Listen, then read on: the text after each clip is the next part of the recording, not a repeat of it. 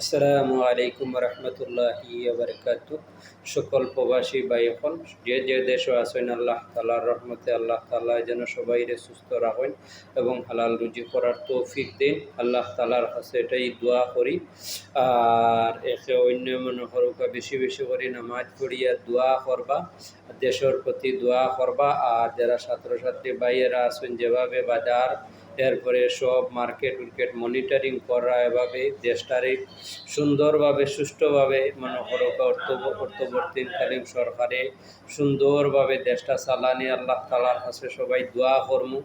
আর আমরা প্রবাসী হলে এসে অন্য মনে করো বেশি বেশি রুজিও করিয়া দেশের রেমিটেন্স পাঠাইয়া দেশের শান্তি শৃঙ্খলাভাবে চলার মতো ব্যবস্থা করমু।